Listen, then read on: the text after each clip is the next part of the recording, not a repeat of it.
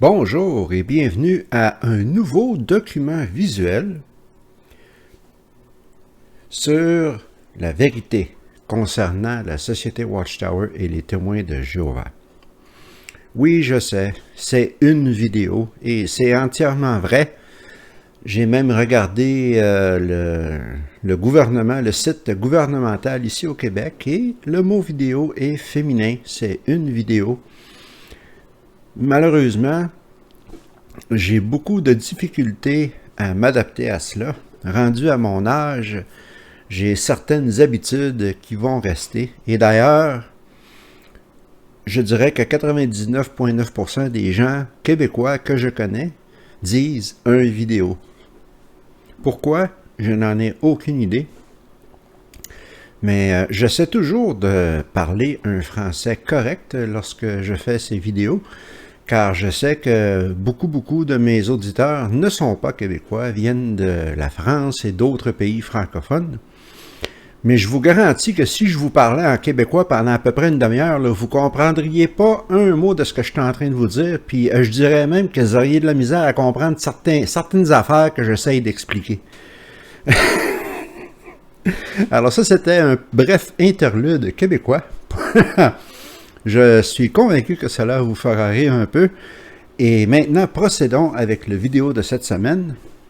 C'est la troisième et dernière représentation de l'enseignement de Jésus qui nous aide à voir comment le Collège central de 2023 dans la Société Watchtower applique ou n'applique pas les enseignements de Jésus, de la bonne façon ou de la mauvaise façon. Les dernières deux vidéos, j'ai parlé de la parabole du bon samaritain et la parabole du fils prodigue, pour voir comment le Collège central était complètement à côté de la traque, comme on dit au Québec, et c'est un échec de la part du Collège central. Ces deux histoires sont pleines d'amour, de compassion, de pitié et de pardon envers les pécheurs, mais le Collège central a ses propres motivations, a ses propres raisons, et n'applique absolument pas les enseignements, ces paraboles dans leur vie de tous les jours. Ne devrions pas nous attendre à ce que les hommes choisis par Jésus lui-même pour le représenter sur la terre devraient non seulement comprendre les principes exprimés dans ces paraboles, mais en plus devraient les appliquer fidèlement dans leur vie et dans leurs enseignements. Et comme je l'ai mentionné, c'est un échec total. Aujourd'hui, nous allons considérer une histoire dans la Bible, dans l'Évangile, pour être précis. Ce n'est pas une parabole comme telle, ce n'est pas une illustration comme les deux autres vidéos, mais c'est tout de même très important. C'est une histoire qui démontre beaucoup d'amour et de compassion, et particulièrement envers les femmes. Nous allons un peu parler des femmes aujourd'hui et les relations que Jésus avait avec elles. Jésus avait des relations très positives avec les femmes. Il n'hésitait pas à s'entourer de femmes. Il était plein de compassion et d'amour pour les femmes. Les femmes ont eu une grande influence sur sa vie. Il leur faisait confiance avec beaucoup plus que simplement être des pionnières ou nettoyer la salle de bain aux salles d'assemblée. Aujourd'hui, nous allons considérer l'histoire très peu mentionnée, non seulement par les témoins de Jéhovah ou le Collège central, mais par pas mal toutes les religions. C'est presque une anecdote dans les évangiles. Par contre, elle apparaît dans 3 des 4 évangiles. Elle a donc une certaine importance. Il s'agit de l'histoire qu'on connaît sous le nom de, entre guillemets, la femme qui avait des pertes de sang. Cette histoire montre comment n'importe qui devrait traiter les autres. Pas seulement Jésus ou le Collège central, mais n'importe qui.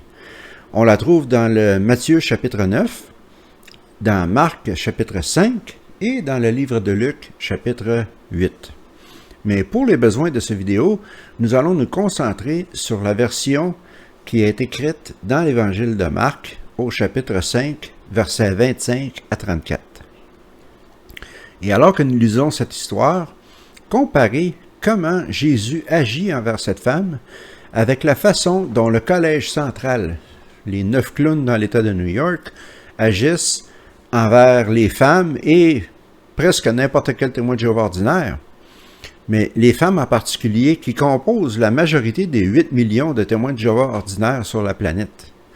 Alors, je vais vous donner un peu de contexte. Jésus venait tout juste d'expulser une légion de démons d'un homme qui sont allés se réfugier dans un troupeau de porcs qui, à leur tour, se sont précipités du haut d'une falaise dans l'eau pour se noyer.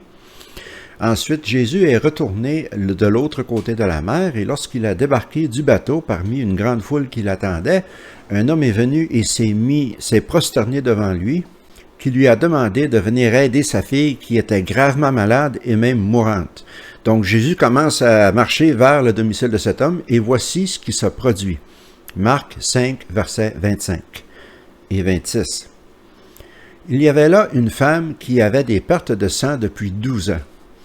Elle était allée voir de nombreux médecins, mais leur traitement l'avait fait beaucoup souffrir. Elle avait dépensé tout son argent. Elle n'allait pas mieux, au contraire, elle allait encore plus mal. Alors beaucoup de gens lisent ceci, ces 2 premiers versets, et disent « C'est vraiment dommage, c'est triste ce qui arrive à cette femme. » Mais est-ce qu'on a vraiment une idée de qu'est-ce que cette femme souffrait? Les gens ne comprennent pas vraiment le poids qu'elle a sur ses épaules, en réalité, à cause de cette maladie. Regardons un peu les faits de ces 2 premiers versets. Cette femme semblait être seule. On ne parle pas de mari, on ne parle pas d'enfant, et ce n'est pas surprenant, car soyons honnêtes, dans la culture juive à l'époque, le but, surtout des hommes, c'était d'avoir des enfants, de la descendance. Les familles nombreuses étaient encouragées. C'est ce que Dieu avait ordonné à tous ses disciples, à tous ses fidèles de l'époque, de se multiplier, de remplir la terre, d'avoir beaucoup d'enfants. Donc, la valeur d'une femme se résumait à sa capacité à être une mère et à avoir des enfants. Et pour cette femme en particulier, cela aurait été impossible.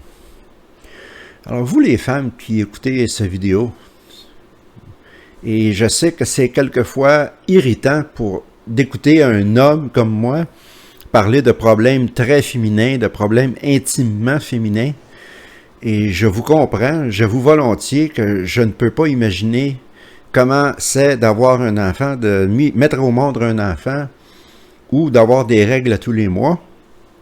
Mais, quoi qu'il en soit, vous savez, vous les femmes, qu'avoir des menstruations à tous les mois, c'est douloureux, c'est des crampes, c'est du sang, ça affecte votre état d'esprit. Alors, imaginez un peu cette femme qui avait des pertes de sang et des douleurs et des crampes depuis 12 ans. C'est absolument incroyable et c'est tragique. C'était jour après jour depuis 12 ans. Et à cause de la culture juive que j'ai mentionnée il y a quelques instants, nous pouvons être confiants que cette femme vivait une vie très solitaire. Elle était dans la solitude totale et elle souffrait de cela émotionnellement. On ne mentionne pas son âge. On ne dit pas si elle était en mode panique, qu'elle voyait les années défiler, les années de pouvoir avoir des enfants. On ne dit pas si son problème avait commencé lorsqu'elle était une jeune femme ou même une jeune fille. On ne sait rien de tout cela. Et laissez-moi vous avouer quelque chose.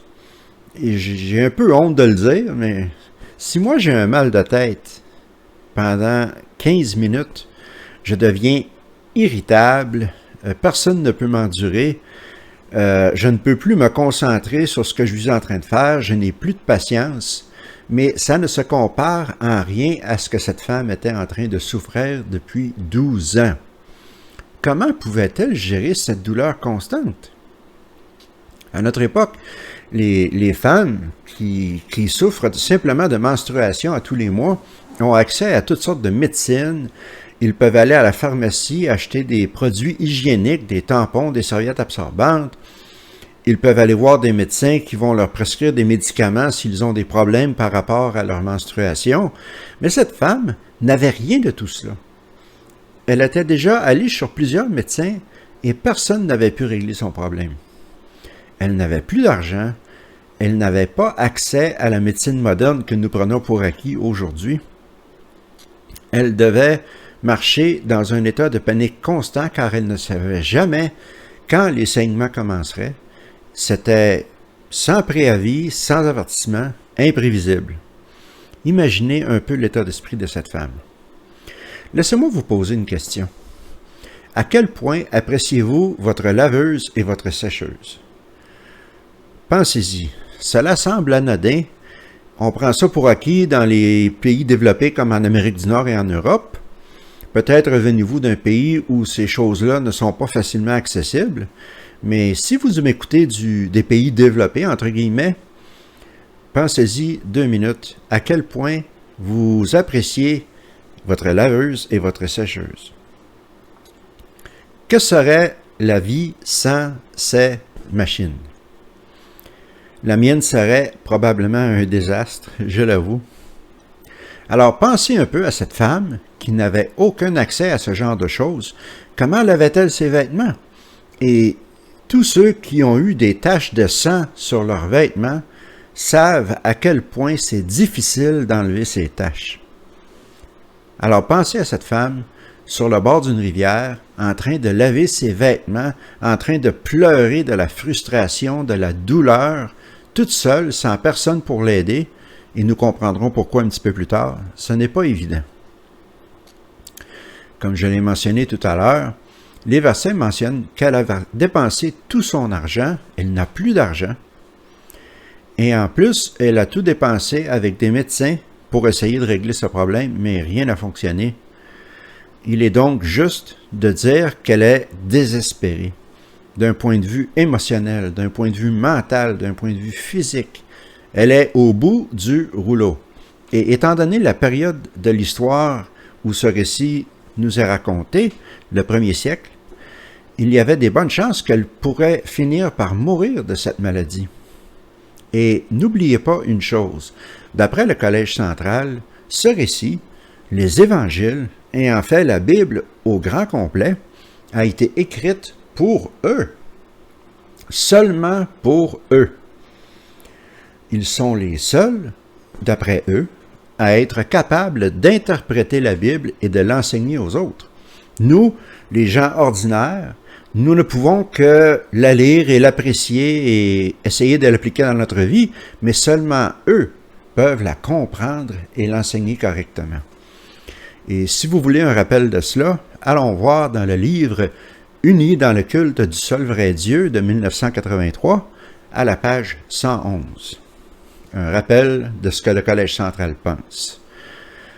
On accorda dès lors une attention toute particulière à la formation du gouvernement qui devait diriger l'humanité pendant 1000 ans. Du reste, la quasi-totalité des lettres divinement inspirées appartenant aux écritures grecques chrétiennes s'adressaient essentiellement à ces héritiers du royaume, aux saints, à ceux qui avaient part à l'appel céleste. Leurs livres, leurs paroles. Certainement, on peut imaginer, on peut être en droit de penser que le Collège central, lorsqu'il lit ce récit de la femme qui avait un flux de sang, comprenne l'impact de cette histoire, l'impact que cette situation avait sur cette femme et peuvent en ressortir des bons enseignements, n'est-ce pas? N'est-ce pas? Continuons avec le récit dans Marc chapitre 5, versets 27 à 29. Quand elle apprit ce qu'on disait de Jésus, elle s'approcha de lui par derrière dans la foule et toucha son vêtement, car elle se disait, « Si je touche simplement ses vêtements, je serai guérie. » Et immédiatement, elle arrêta de perdre du sang et elle sentit qu'elle avait été guérie de sa pénible maladie. Elle prend un risque, elle s'insère dans la foule pour juste toucher les vêtements de Jésus. Il y a beaucoup à analyser ici. Alors, premièrement, on sait qu'elle saignait activement lorsqu'elle s'est faufilée dans la foule, car les versets précisent que lorsqu'elle a touché le vêtement de Jésus, le flot de sang a arrêté immédiatement. Donc, elle est en train de saigner. Ce qui veut dire qu'en se faufilant dans la foule, en poussant les gens, elle était en train de pécher gravement contre Dieu d'après la loi mosaïque, car elle amenait de l'impureté dans cette foule. Pendant tout le temps où elle se frayait un chemin à travers la foule, voici ce qui devait vraiment être dans son esprit, voici ce à quoi elle était certainement en train de penser. Lévitique, chapitre 15, versets 19 à 27. Si une femme a un écoulement de sang, elle restera 7 jours dans l'impureté due à ses règles. Quiconque la touche sera impur jusqu'au soir. Tout ce sur quoi elle se couche pendant l'impureté due à ses règles sera impur, et tout ce sur quoi elle s'assied sera impur. Quiconque touche son lit devra laver ses vêtements, se baigner dans l'eau et être impur jusqu'au soir. Quiconque touche un objet, quel qu'il soit, sur lequel elle s'est assise, devra laver ses vêtements, se baigner dans l'eau et être impur jusqu'au soir. Quiconque touche le lit ou un autre objet sur lequel elle s'est assise sera impur jusqu'au soir. Si un homme couche avec elle et que le sang de ses règles vienne sur lui, il sera impur 7 jours, et tout lit sur lequel il se couchera sera impur. Si une femme a un écoulement de sang qui dure de nombreux jours, alors que ce n'est pas la période de ses règles, ou bien si elle a un écoulement qui se prolonge au-delà de la période de ses règles, elle sera impure tous les jours de son écoulement, comme au jour de l'impureté due à ses règles. Tout lit sur lequel elle se couche, l'un des jours de son écoulement, deviendra comme le lit sur lequel elle se couche pendant l'impureté due à ses règles. Et tout objet sur lequel elle s'assied deviendra impur comme pendant l'impureté due à ses règles. Quiconque les touche sera impur et devra laver ses vêtements, se baigner dans l'eau et être impur jusqu'au soir. Après avoir lu ces versets de la loi mosaïque, imaginez-vous un peu comment était la vie de cette femme à l'époque de Jésus. Tout ce qu'elle touchait, tout ce qu'elle faisait, quiconque la touchait devenait impur aux yeux de Jéhovah. Comment était sa vie? Eh bien, personne ne voulait s'approcher d'elle. Personne, ni homme ni femme, voulait être près de cette femme car elle était impure depuis 12 ans, jour après jour, heure après heure, minute après minute. Affreux. Personne ne veut être proche d'elle, personne ne veut toucher à quoi que ce soit qu'elle a touché. Elle est complètement seule, elle n'a aucun ami, ni homme ni femme. Sa santé mentale devait être complètement bousillée, affaiblie. Elle devait être faible physiquement aussi, avec toutes ses pertes de sang. Et en plus, elle est tellement désespérée qu'elle pêche contre Dieu, contre le seul Dieu qu'elle connaît, le seul Dieu qui peut l'aider. Elle commet un péché grave envers lui, seulement pour avoir un espoir de peut-être trouver une guérison pour cette condition qui l'afflige. Elle est brisée physiquement, elle est brisée mentalement, elle est brisée financièrement. Et maintenant, elle est tellement désespérée qu'elle commet ses péchés contre Dieu lui-même, et elle rend tous les gens de la foule pécheurs aussi, car ils deviennent impurs à son contact, dans le simple espoir d'aller voir un étranger qu'elle ne connaît pas, à qui elle n'a jamais parlé, dans l'espoir de trouver un peu de compassion, un peu de pitié et trouver de l'aide. D'après le Collège central, à notre époque, les règlements sont là pour être obéis. Ne brise pas les règlements. On ne brise pas les règlements pour un peu de compassion, on ne brise pas les règlements pour un peu de pitié, et on ne brise pas les règlements pour aider quelqu'un. Non, non. Les règlements doivent être obéis strictement. Pas de négociation. N'oubliez pas le contexte du récit. Jésus est en chemin parmi une grande foule qui le presse de toutes parts. Il est en chemin pour aider la fille d'un homme qui est mourante. Il est occupé, Jésus. Il a quelque chose d'important à faire. Suivons le récit dans l'Évangile de Marc, chapitre 5, versets 30 à 34. Jésus se rendit compte aussitôt qu'une force était sortie de lui. Il se retourna au milieu de la foule et demanda « Qui a touché mes vêtements ?» Ses disciples lui répondirent « Tu vois la foule qui t'oppresse de partout et tu te demandes qui t'a touché ?» Mais il regardait tout autour de lui pour savoir qui avait fait cela. La femme savait ce qui lui était arrivé. Effrayée et tremblante, elle vint se jeter à ses pieds et lui avoua tout. Il lui dit « Ma fille, ta foi t'a rétablie. Va relire Lévitique chapitre 15. Pardon, je me suis trompé. Va en paix et sois guérie de ta pénible maladie. » Nous parlions des règlements qui ne doivent pas être brisés pour de la compassion, pour de l'aide.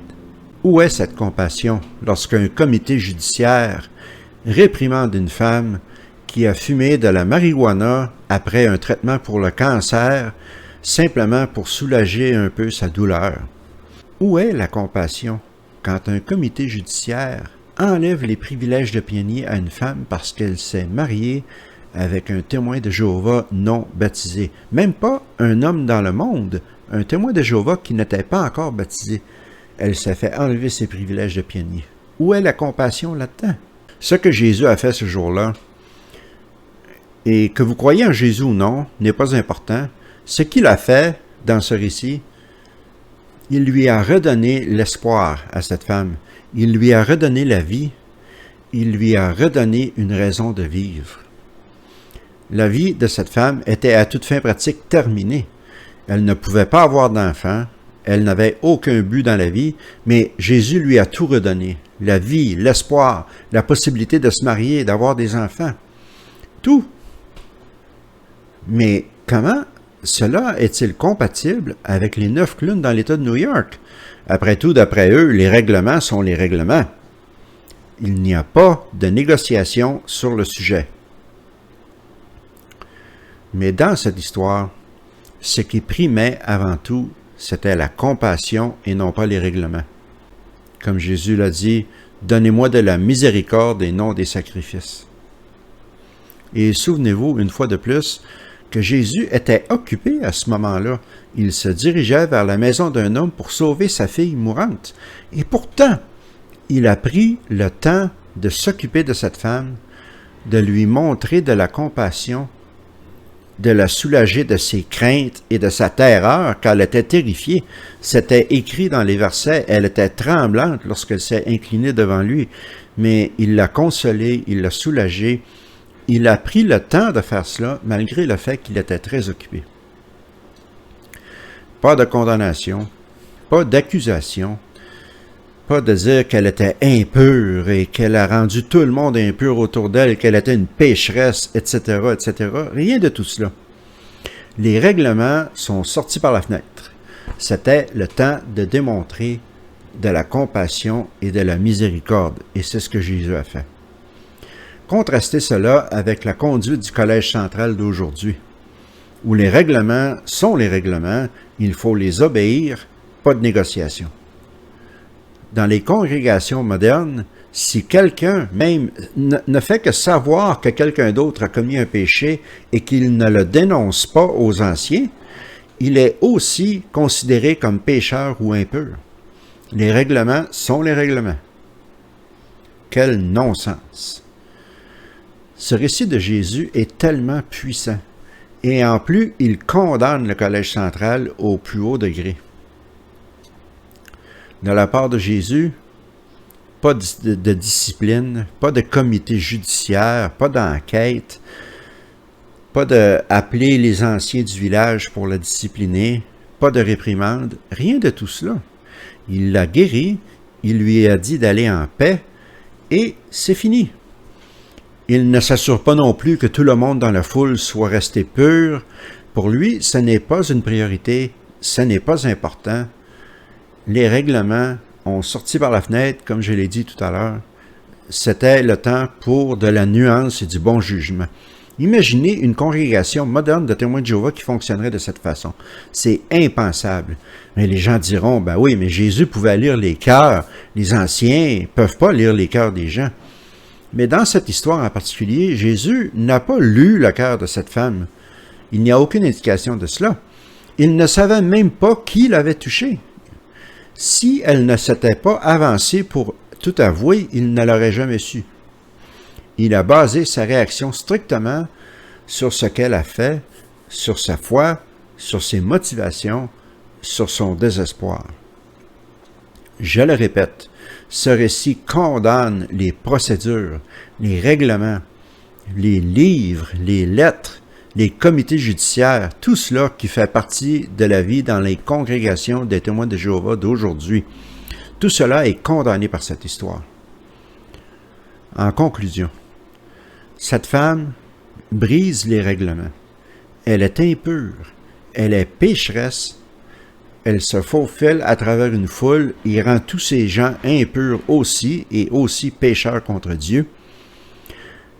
Elle a du désespoir au cœur, elle est malade depuis 12 ans avec un flux de sang qui la fait souffrir et qui l'ostracise de la société juive de l'époque en plus.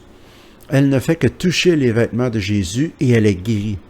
Jésus ne la réprimande pas, ne l'envoie pas dans un comité judiciaire, ne lui dit pas qu'elle est pécheresse, qu'elle est impure. Rien de tout cela. Il lui dit, ta foi t'a guéri, va en paix. Et je le répète, comparez cela avec la conduite du Collège central et des comités judiciaires d'aujourd'hui. Le contraste est frappant. Une fois de plus, le Collège central passe complètement à côté du vrai sens et des principes de compassion et de pitié et de comment traiter les autres enseignés par Jésus dans les évangiles.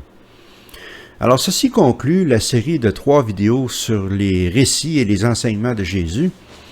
Nous allons maintenant passer à autre chose. Je n'ai toujours pas décidé sur quoi j'allais parler, mais bien entendu, je vous tiendrai informé. D'ici là, je vous souhaite une bonne semaine. La vidéo d'aujourd'hui a été un peu plus courte, mais ce n'était pas une parabole, c'était plus une anecdote dans la vie de Jésus.